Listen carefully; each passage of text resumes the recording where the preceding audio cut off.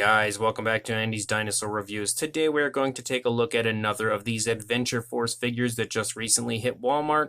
This one is a really beautiful looking Dilophosaurus that they have released. A very Jurassic Park style, quite clearly having a frill, which we know is not something actually associated with the real Dilophosaurus. Not to mention, recently Dilophosaurus has gone through a complete reconstruction as far as the way it appears, but this one quite clearly is based off of the Jurassic Park franchise, and it seems like a lot of the Adventure Force figures actually are, as the Velociraptor was as well, and they do have a Tyrannosaurus, which is also very Jurassic Park based, but as far as this figure goes, I think at first glance it is really incredible looking and definitely the best so far. It's actually better than the Raptor, I would say, as far as the sculpt goes, because at first glance here, I don't really pick out anything that's a very noticeable downside to the figure, but we'll get to that point, I guess, when we get the closer look. But I do want to say one huge thank you again to John Saculo, who was awesome enough to help me acquire these, as I could not find them in my area, and he did go out of his way to go find them for me in his and send them over to me. So a gigantic thank you to my buddy John Saculo for helping me out with these figures. But now that we've got a quick first glance here at the figure, let's go ahead and get a closer look at it and see just how nice it is. So starting up here at the head sculpt, look how absolutely gorgeous the head sculpt of this Dilophosaurus is. Really nice sculpt and detail. You even have that kind of like hook in the jaw right there. Beautifully sculpted out nostrils. The skin texturing up here on the head looks great. You have like a few different variations of like a green and then a different green here. So there's not too much as far as the coloration here on the head. You actually have a little bit of a different coloration here for the lower jaw, but it's still really beautiful what they have included here. You have a nicely painted eye with an orangish coloration and a black pupil. It's a little bit sloppy, but for the most part, I think it looks pretty good. Also over here, there's definitely some sloppiness on this side, but again, it looks decent for the most part as far as I'm concerned, and the overall head sculpt looks really nicely done. If we open the mouth, the jaw is very stiff, just like pretty much all of them have been so far. But you can see the tongue is sculpted out in there in actual similar fashion to all of the figures so far.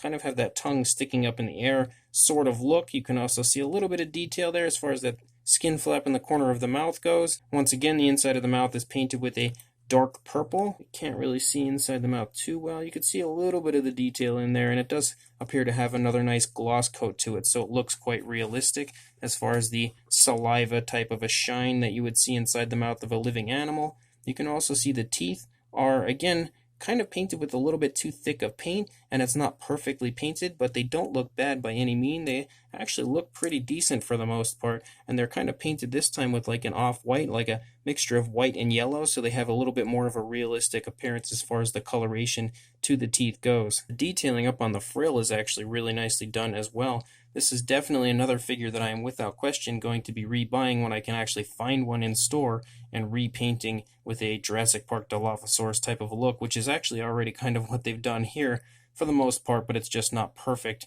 to the way that the dinosaur looked in the film, just very reminiscent. But once we actually get to the frill here, you can see that the frill is beautifully detailed and almost looks exactly like the way the frill is textured in the actual Jurassic Park film and the way the Dilophosaurus looks in that film. And you can see that as far as the paintwork goes, we have a very nice yellowish coloration, and then the outside border of the frill is painted with a nice dark kind of a green. Then you have some red, sort of a design here with some stripes and squiggles throughout, and again, that's also very reminiscent to the Jurassic Park style Dilophosaurus, but of course, quite clearly, this is sculpted to look like that dinosaur, so why wouldn't the paint look similar as well? Very nice detailing, though, again, in the frill. And one thing that's pretty cool as far as the frill goes is that it's actually articulated, but it doesn't really work very well.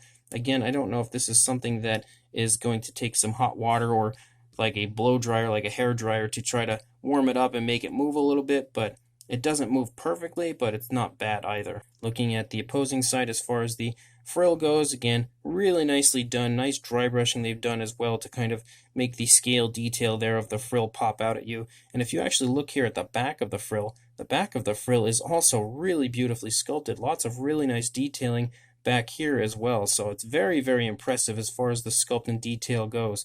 One thing we see here on this Dilophosaurus that I don't recall on the actual Jurassic Park version is kind of like ridges that run down the neck, and actually down the spine as well. So there is a little bit of difference as far as the sculpt goes, but you can see that the skin detail here in the neck looks really nice as far as like the scales and everything goes. And there's some really beautiful paint. I think the paint application of this looks extremely natural, and as far as looking like body color as opposed to paint, it's probably the best one so far as these Adventure Force figures go. And you can kind of see like a lighter and darker green just almost battling back and forth to sort of be the primary color of the Dilophosaurus, and it looks super nice as far as I'm concerned.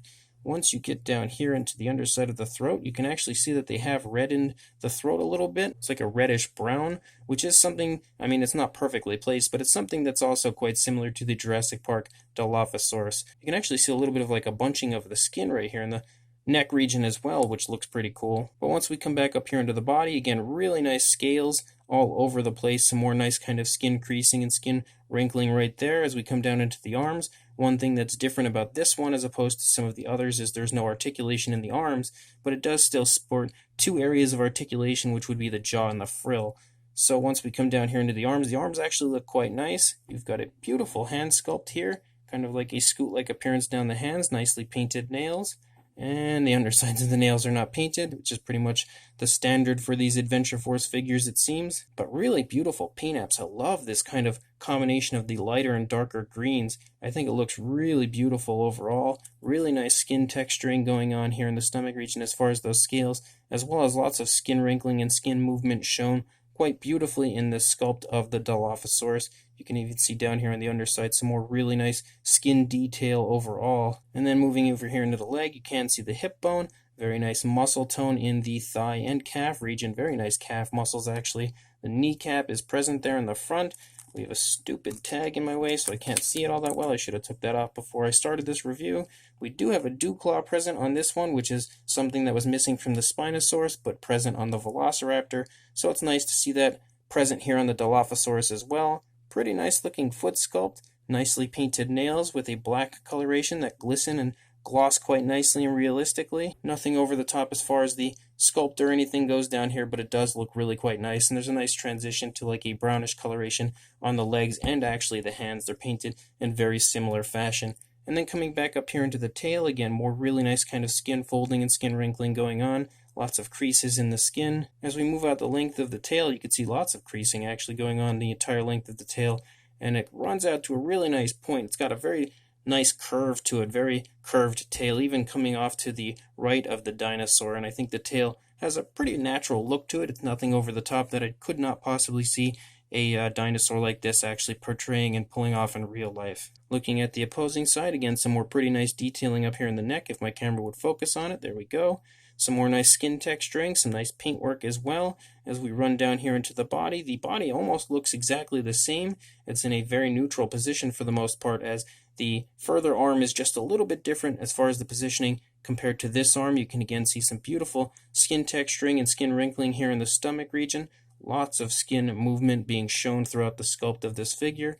Again, the arm sculpt looks really nice, transitions to a brown, like a reddish brown out here on the hands.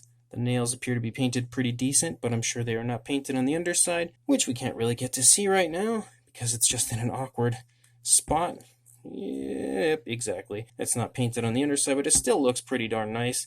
If we come back here into the thigh, again, very nice muscle tone in both the thigh and calf region. The kneecap appears to be present right there in the front, and you have, again, a nice foot sculpt here on the left side of the dinosaur as well with some nicely painted nails. I will say that it's kind of shocking that they've only given it just like a solid brown, because a lot of the other ones have had like a dry brushing or like a little wash or something included, and you don't see that here on the Dilophosaurus. I feel like including some other type of like a dry brushing or some sort of paint would have helped the overall realism of the figure, but it doesn't look bad. And again, very similar to the opposing side, you can see the skin kind of reacting to the leg pulling the skin off of the tail. And then we run out the length of that very nice looking tail with a nice curve to it. And again, the coloration continues to look pretty much the same the whole way through, with that kind of battling back and forth between the light green and the darker green. And I think it's a really beautiful paint scheme for the figure. The underside of the body also sports some really nice detailing. So this Dilophosaurus is so far, I think I would say, my favorite Adventure Force figure, and definitely a really beautiful version of a Jurassic Park style Dilophosaurus. Now, as far as a size goes on our Dilophosaurus, yet again, it is a very sizable figure, but it's going to be hard to actually measure due to that frill being in the way. So I guess we'll have to go from the top of the head here to the tail. For a length, you are looking at about a little over 11 inches, or about 28, maybe 28.5 centimeters. And for a height, quite clearly, the top of the frill would be the highest point. So you're looking at about 7 3/4 inches, I would say, or somewhere close, or very close to 20 centimeters. For a size comparison, there is Mr. Papo T-Rex, the Attack Pack Dilophosaurus, and Robert Muldoon from the Mattel Jurassic World toy line, and you can really see that this Dilophosaurus, just like the others, sports some pretty darn good size and is quite tall, actually taller than Mr. Papo T-Rex. But you can really see, again, as far as the price point of $8.88 goes, you get a ton of bang for your buck, and I'm honestly flabbergasted that these are as cheap as they are with how good they are as far as quality overall. Really, really nice deal here on the part of Adventure Force, and a beautifully sized, very large Dilophosaurus. So this Adventure Force Dilophosaurus is yet another surefire win from this Adventure Force line. To say I am impressed already would be putting it mildly, because I never in a billion years would have expected Adventure Force to start pulling out something like this, as beautiful as these figures really are. Again, they're not perfect, I will say that, but they are really nice as far as the initial figures in this style. And again, I'm going to hope and pray that Adventure Force continues to release figures like this. Hopefully maybe some herbivores at some point in the future, because these are all carnivores in the first wave. So fingers crossed we'll get some herbivores at some point. But as far as this Dilophosaurus goes, it's definitely my favorite so far. The Velociraptor was really nicely done, but this Dilophosaurus I feel like overall is a little bit nicer than the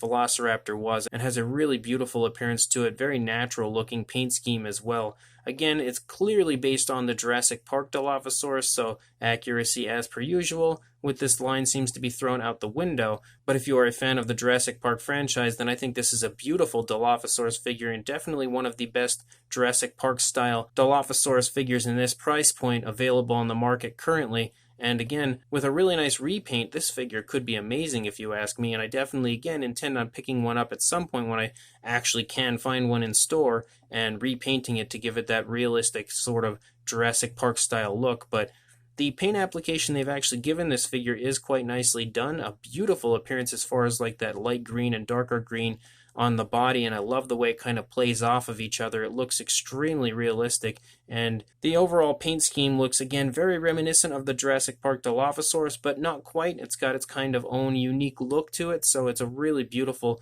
decision on the part of Adventure Force to not go full-blown Jurassic Park, but have something very similar, and I think they've done a great job of painting the figure and also sculpting. Again, that head sculpt is gorgeous, as is pretty much the detailing of the entire body the whole way through. And then you have some pretty cool articulation on top of all of that, with a really nice articulated jaw and articulation actually in the frill, but it doesn't work perfectly. But I'm going to have to heat it up at some point and see if I can get them moving a little smoother, because I feel like with a little persuasion they'd probably move pretty well.